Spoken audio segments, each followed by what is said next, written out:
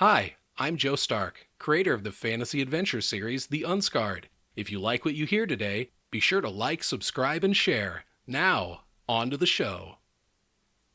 On the world of Faereyas, a god made flesh is born every 500 years. These beings are known as the Chosen, but the world will come to call one of them the Unscarred.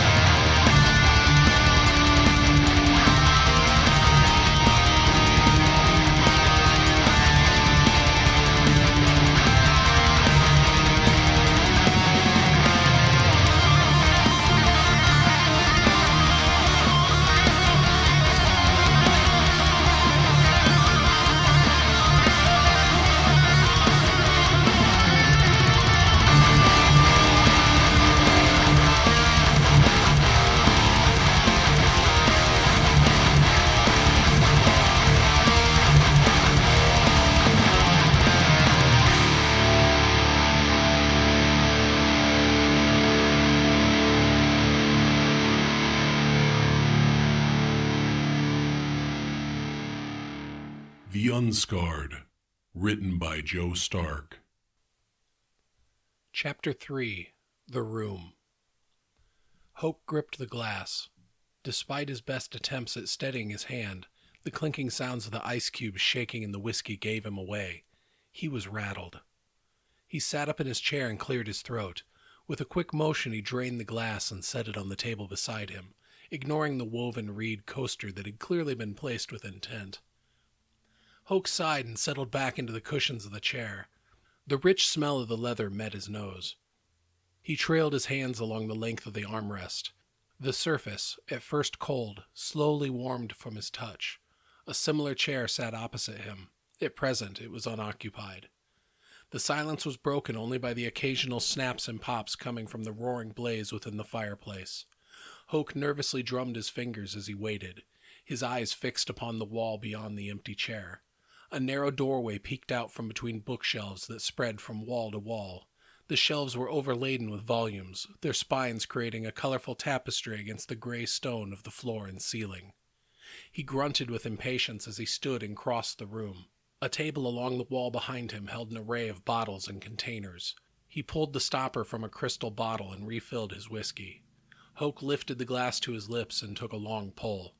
He grimaced and coughed as he set his glass down on the table.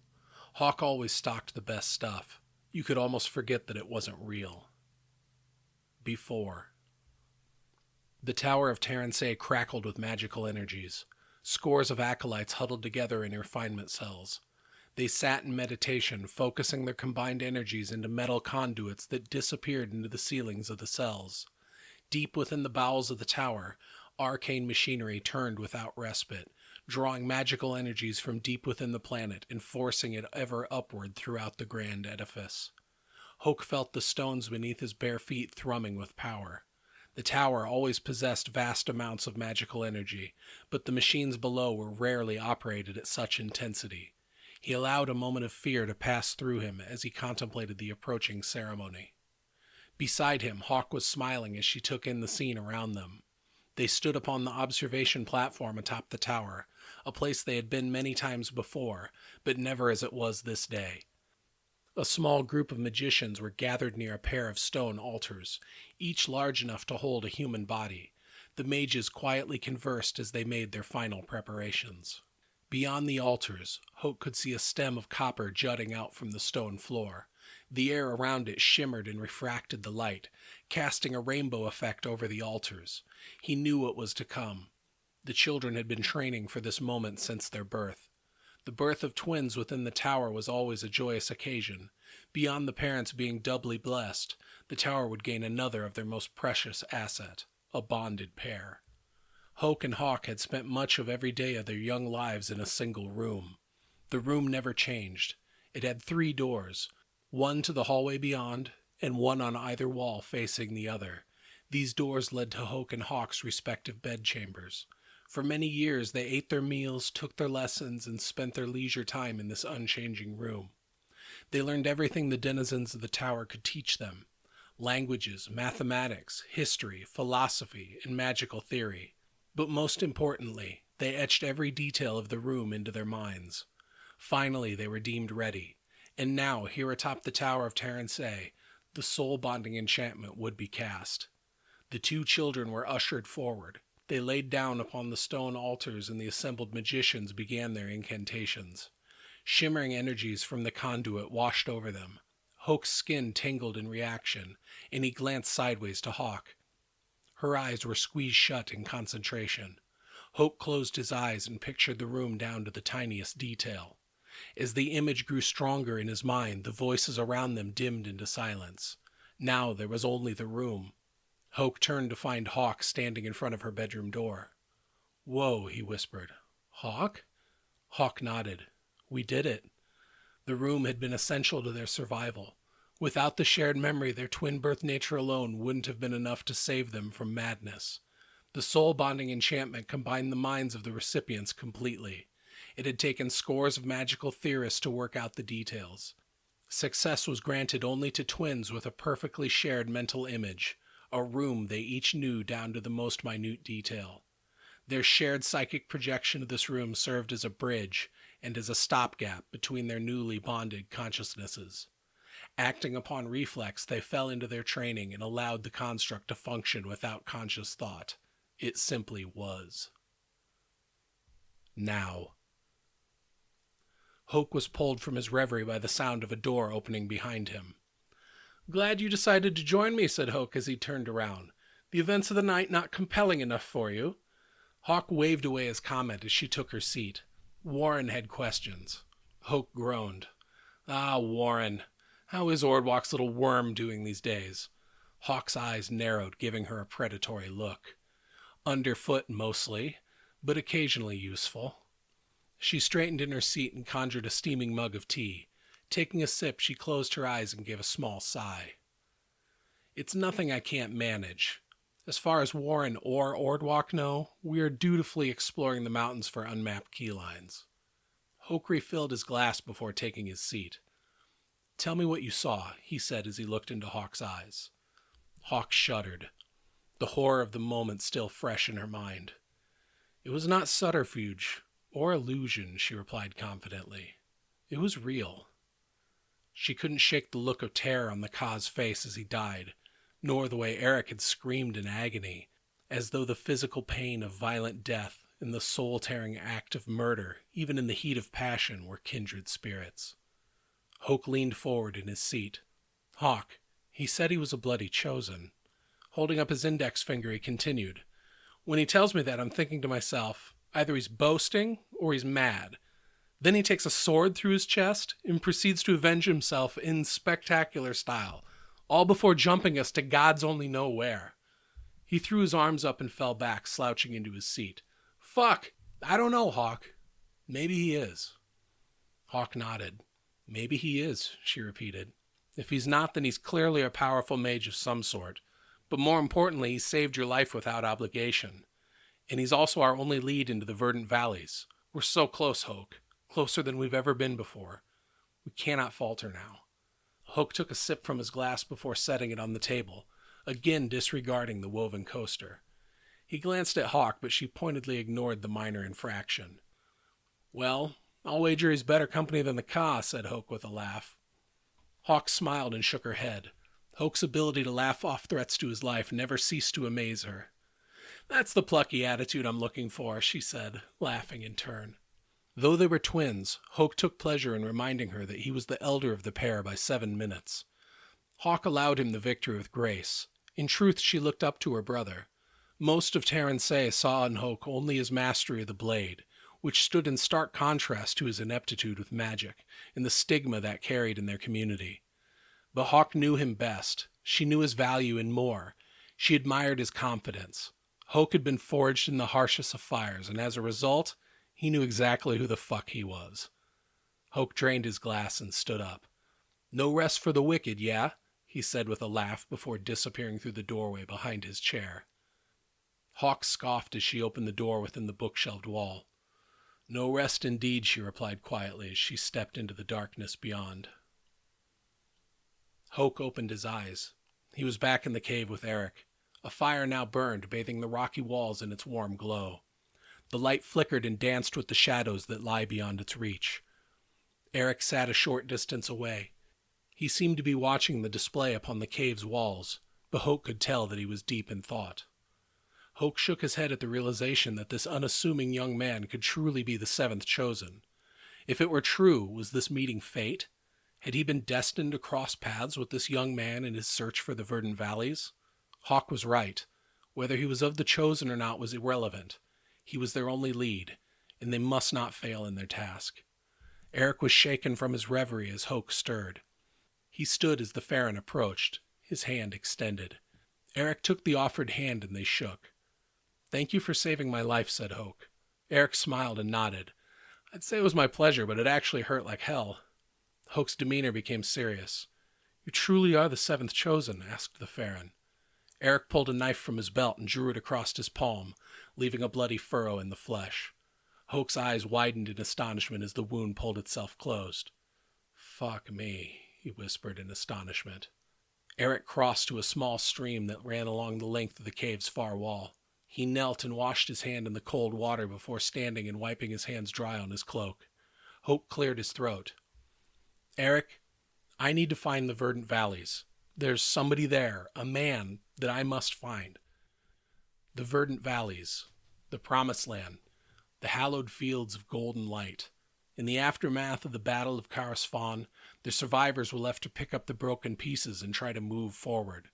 Sickness and famine had followed the battles like carrion, further decimating the survivors.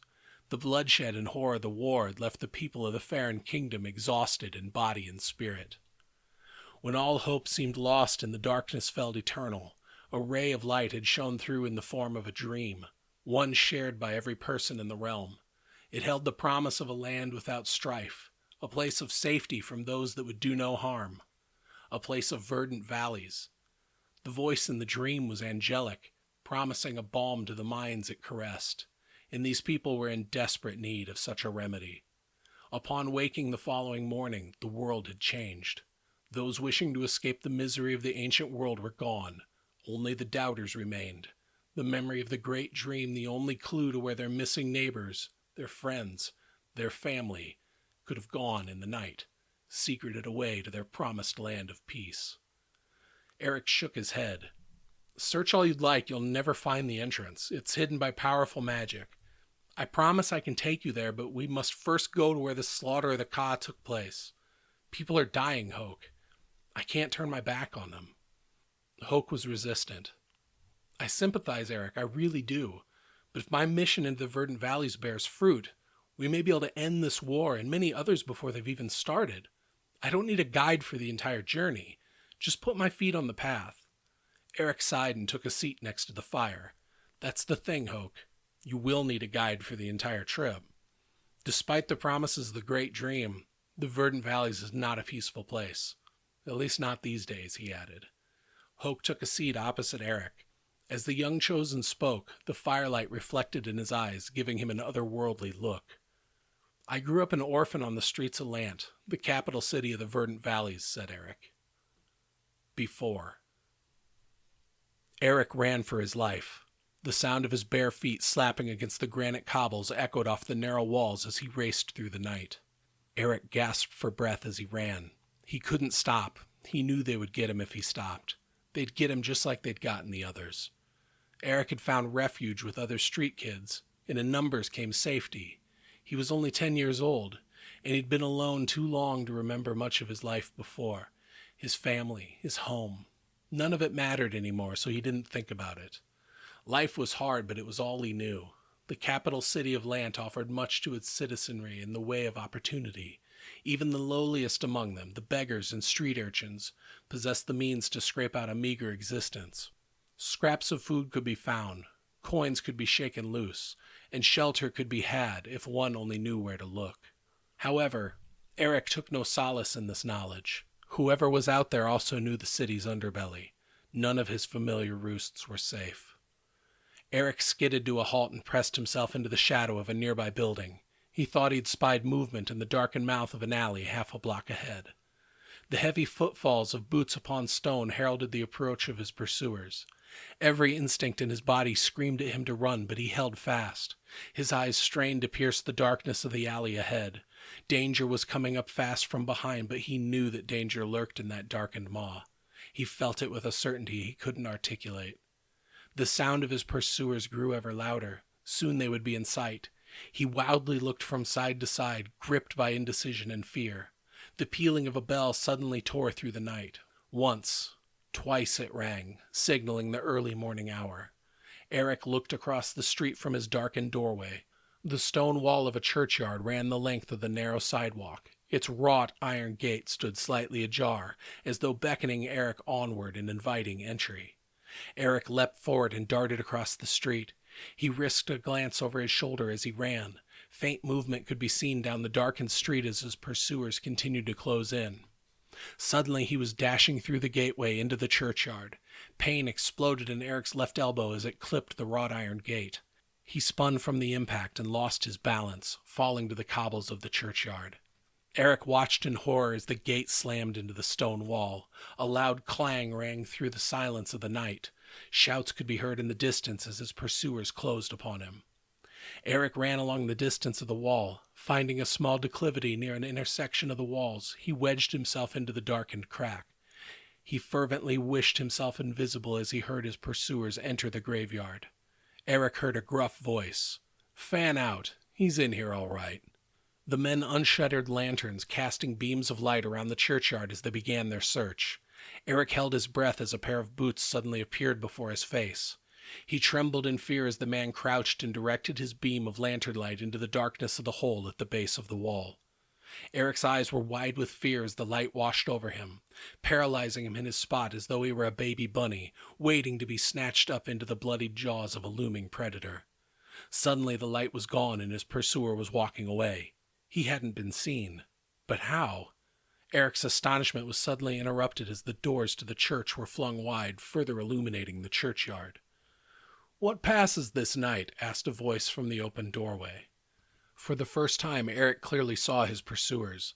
7 men dressed in dark, nondescript clothing. Eric could see a jeweled dagger hilt sticking from the belt of one man as he stepped toward the open church doors.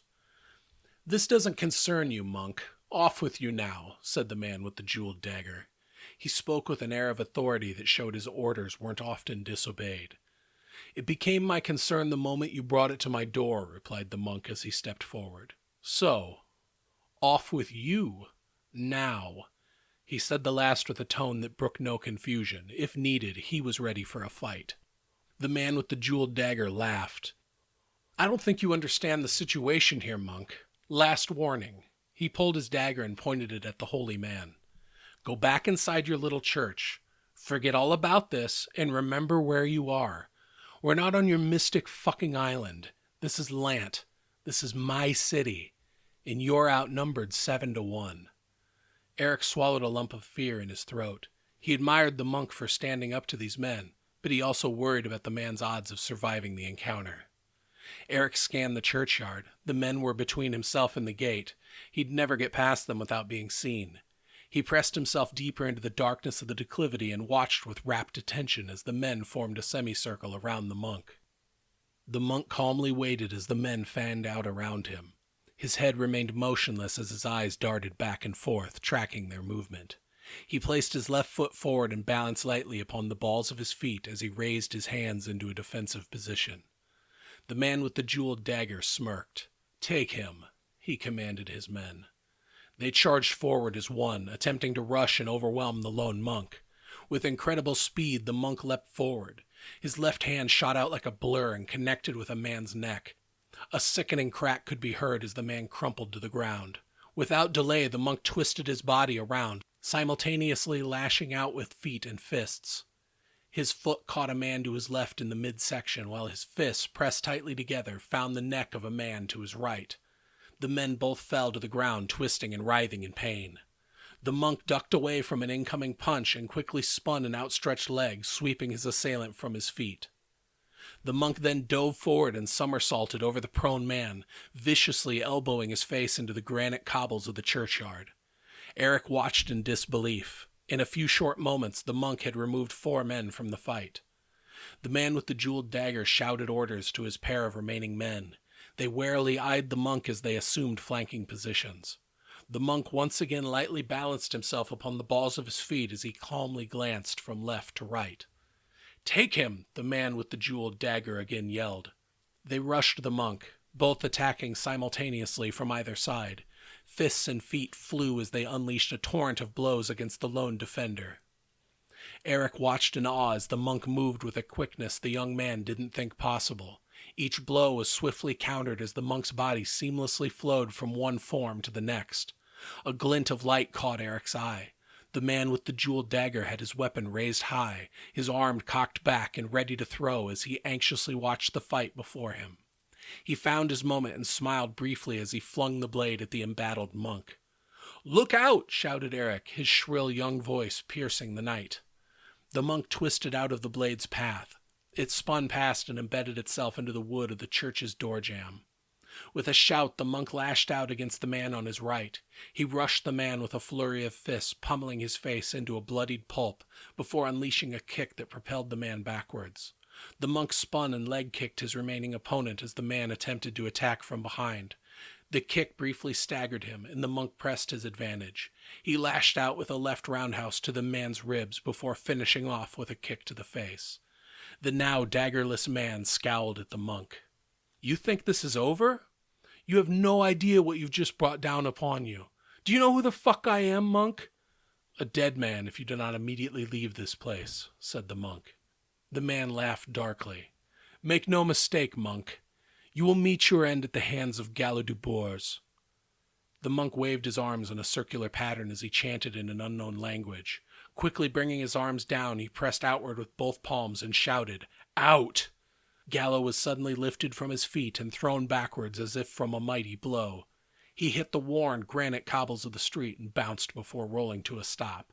His face was bloodied and he looked dazed as the monk stepped into the gateway of the churchyard. "Never again darken this doorway, lest I give you your final lesson." He held the man's gaze for another moment before turning and disappearing into the darkened churchyard. The monk briefly stopped and glanced to the declivity along the far wall where Eric laid in wait. He nodded and spoke quietly. "This place belongs to the Order of the Creator, and sanctuary will always be given to those in need." A half-dozen monks rushed out of the church and began the task of dragging away the bodies. They were unceremoniously dumped in the street before the gate was closed and locked. In short order, the churchyard was once again bathed in darkness and silence. Eric lay still in the relative safety of the declivity and pondered the events of the night. Why was that man, Gallo du Boers, chasing him? Who was that monk? Where did he learn to fight like that? What was the Order of the Creator? Many questions percolated in Eric's young mind, but he knew one thing for certain. The streets of Lant were no longer safe for him. Now. Eric frowned. At one time, Lant may have been a beacon of light in an otherwise dark world, but that darkness has wormed its way in and infected the city at its very heart. "No, Hoke," said Eric, shaking his head. "If I sent you alone into that morass, you'd quickly find your way into an interrogation cell." "Fair enough," said Hoke, conceding the argument. "What's your plan, then?" "When that Ka died earlier, I saw through his eyes and into his memories. There was beauty, but so much horror. Right now, there's an army of Farens in the steppe, just beyond the edge of Karasfan. They've burned every unprotected village and effectively laid siege to the city of Charasfen. Many innocents have died." "I need to do something, Hoke," said Eric. "I can feel the man's anguish and loss as if it were my own. I have the power to do something.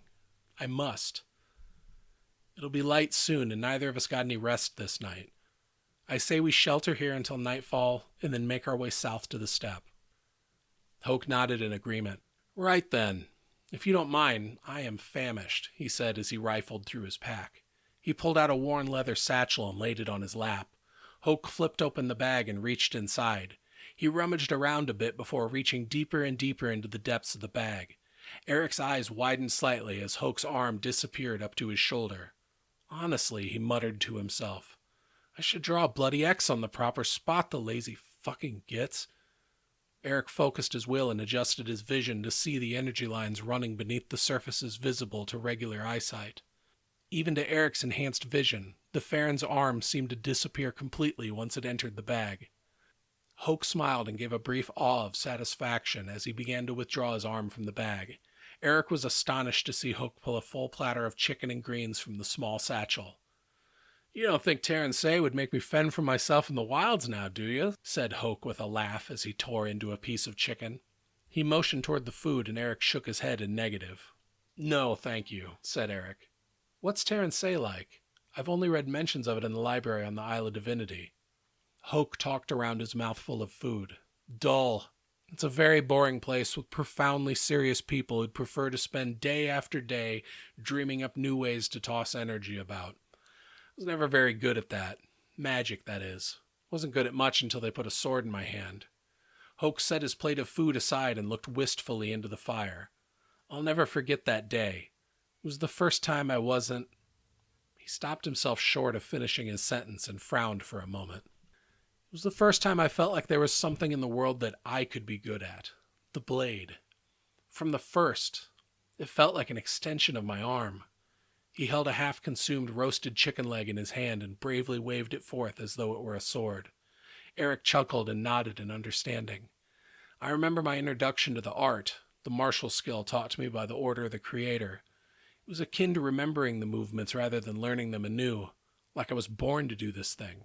"Exactly," said Hoke around a mouthful of chicken. "May I ask you a question?" inquired Eric. Hoke gave a permissive nod and Eric continued. "Your aura is... weird. Like that of two people. Why is that?" asked Eric. Hoke gave a small laugh.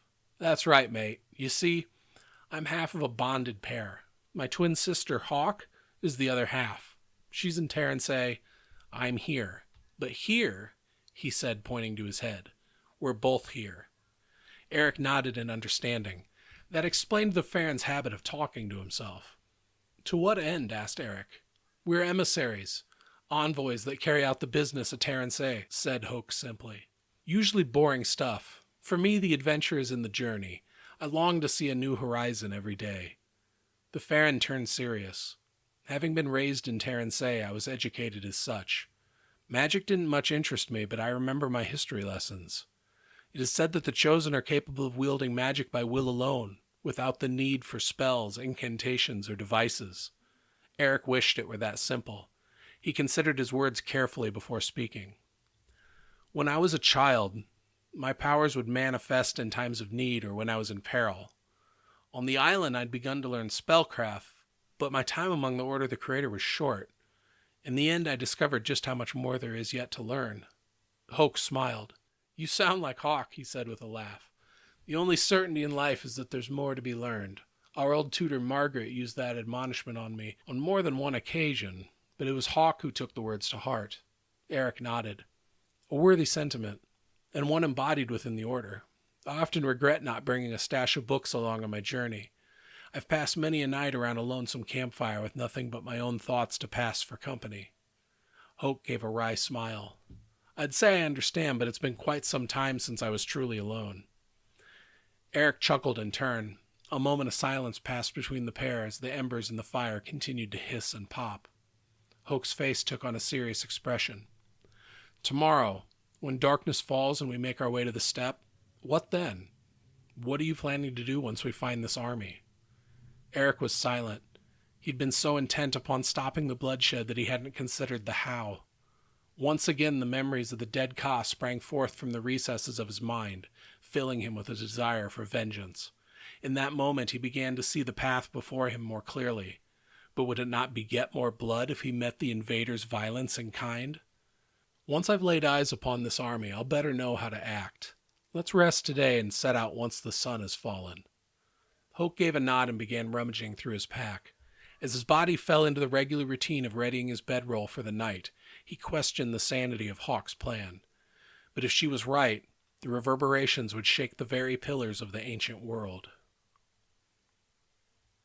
Hawk stepped through the doorway in her mind, returning to the physical plane. She opened her eyes to an unpleasant sight. Her father, Ordwalk sat opposite her on the wooden floor. His dark eyes were emotionless as they regarded her. "What are you up to, girl?" sneered Ordwalk. Hawk feigned ignorance. "Up to? I'm just finalizing my latest report for the Conclave. If you'd like to hear a summary, we can go through it now." Ordwalk narrowed his eyes as he regarded his daughter with immense displeasure. "Warren saw you with sword in hand, ready to jump. What kind of trouble is Hoke getting up to that he'd require rescue? Do not delude yourself into the belief that you and your worthless brother's actions have escaped my notice. You may have fooled the rest of the Conclave, but I know," he hissed as he hastily stood. Giving his daughter a final look of annoyed mistrust, he swept past her, his voluminous robes swishing loudly as he exited the room. Hawk had suppressed the urge to laugh in the face of his anger, but as the door slammed shut, she allowed herself a small smile. She had long since given up any hope of reconciliation with Ordwalk. Hawk understood now that many children had loving and supportive fathers, but she and Hoke quickly came to recognize their father only as their tormentor. The face he showed the public was but a mask. The true face of their father was that of a hateful coward, precariously perched upon heights born of his deceptions. Nonetheless, Hawk was able to look past Ordwalk's many failures as a father to appreciate the most basic gift a parent can give, the blood that flowed in her veins and the heritage it carried, the blood of Kellan. Kellan was a legendary figure among the people of Teransay. She was born of Ka descent in the forest of Carisfon centuries before, during the waning years of Helen the Second Chosen. From a young age, Kellan showed an incredible raw talent for magic. In time, her powers grew and she attracted the attention of Helen. Together they began the ancient world's first school for magic, and around it grew the city of Charos Fen, a melting pot of Ka and Farron cultures that birthed a renaissance of art and thought in ancient Faereyas. Kellan's powers gifted her with a long life, measured in centuries. She put the time to good use. Her knowledge of magic grew, and as it did, so grew her school of magic, until it seemed the walls of Charos Fen would burst with students. Teransay had yet to be realized, but the ancient world would soon come to know this name. It's said that Gabriel the Chosen first walked the halls of Teransay in a dream, and upon waking the grand edifice was made real, a gift for Kellan. Many centuries later, long after Kellan's death, her line endured, as did her power, and it was Kellan's power that Ordwalk coveted most. In his youth he daydreamed of the power manifesting in him. By the time he'd become a man, his longing for Kellan's power had become an obsession turned to hate. Unwilling to accept his magical skills as mediocre at best, he settled for a different kind of power, and instead traded upon his family name, climbing the political structure within Teransay, all the way to a seat within the Conclave, the ruling body of the Tower. To all outward appearances, Ordwalk was a supportive father. His late wife's birthing of twins had been a boon, for in Teransay, a twin birth meant a future bonded pair. To Ordwalk, his children were just another political chip with which to bargain. As the children aged, Hawk showed an incredible talent for magic. Her tutors would proudly boast of her wild talent as testament to her birthright, an heir to the power of Kellan. Ordwalk would always smile and agree, but inwardly he seethed with jealousy. The power had slipped his grasp and instead settled upon his progeny. Ordwalk's position allowed him a vast amount of dominance over Teransay. He distrusted and feared that which was outside of his iron control, and from a young age his daughter had shown an uncanny ability to resist his will and even undermine his goals. It was a situation he could not tolerate, and now, once more, she defied his will, hiding her true intentions beneath a veil of innocence. Hawk stood and stretched. The brief contest of wills with her father had been routine. She often played audience to his varied arsenal of veiled threats and proclamations of knowledge regarding her many secret plans. Hawk silently allowed Ordwalk the smallest of victories. He was wrong about a great many things, but she did have secret plans, and their success required that she walk the knife's edge of deception. At least in that, her father's lessons had not gone to waste.